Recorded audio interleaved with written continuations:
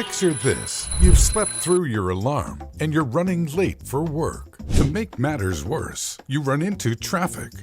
You change lanes in a vain attempt to avoid getting an earful from your boss. Surely this will help you get to work faster, right? Well, no. Constantly switching lanes has a negligible effect on your overall travel time. On top of that, it also puts you at a higher risk of bumping into another car during your morning commute. Two researchers from the University of Toronto ran a simulation to compare how changing lanes constantly would affect one's travel time. 2 lanes of stop-and-go traffic were simulated by a computer, with cars traveling at roughly the same average speed. The data revealed that the cars driving more aggressively got to their destination at about the same time as their more passive counterparts. It's all part of an optical illusion. As a driver stuck in traffic, you're sitting still. You look over to the other lane at a random time and see more cars passing by than you'd expect to see, so you assume the other lane looks faster. But in fact, the only way you could really know the speeds of the lanes is to stand on the side of the road. The great irony in constantly changing lanes to beat traffic is that it can end up causing it. Even a simple adjustment from one driver can lead to what's called a phantom traffic jam. This is when traffic jams seemingly occur out of nowhere, even without obstacles such as damaged cars or construction projects blocking a roadway. Phantom traffic jams occur as a result of traffic waves, or the series of micro-adjustments drivers make when cars in front of them slow down or speed up for no clear reason. This creates a chain reaction. One car brakes slightly, the car behind brakes to avoid it, and so on and so forth. These traffic waves tend to be anywhere from 328 to 3,280 feet long and are almost impossible to predict or prevent. For lots of countries around the world, traffic is an incredibly serious issue. Transport data company INRIX estimated that traffic congestion in the U.S. alone costs billions of dollars every year due to lost productivity. The traffic problem in the U.S. is far from the world's worst. Let's look at Moscow.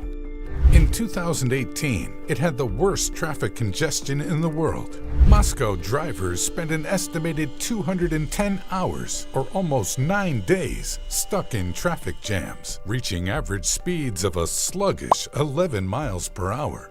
Moscow and other cities around the world known for their traffic woes, such as Mumbai and Manila, tend to have one thing in common: a high population density. Naturally, more people means more cars on the road. No matter how good a city's urban planning is, any roadway is at risk of congestion.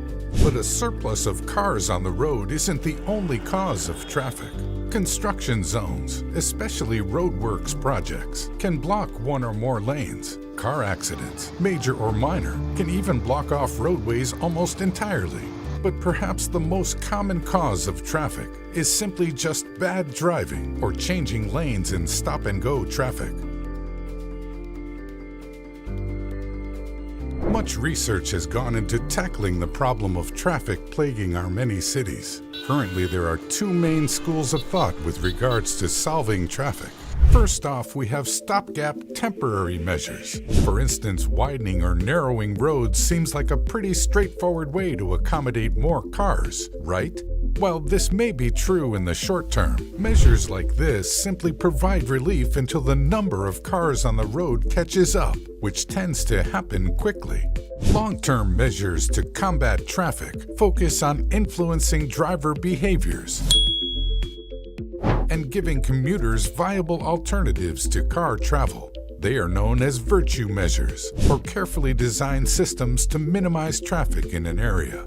You don't have to spend a lot on this. Low capital investment measures such as installing security cameras to monitor roads or strictly enforcing traffic laws can contribute to curbing congestion, especially when it comes to phantom traffic jams. However, many argue that the best way to end phantom traffic jams is for every car to continually drive at a stable speed, slowing down and speeding up at the same pace as the other vehicles, which can only be achieved by a highway full of self-driving vehicles. So perhaps if more people understood how traffic works, we would have fewer traffic jams, and getting to work in the morning wouldn't be such an ordeal.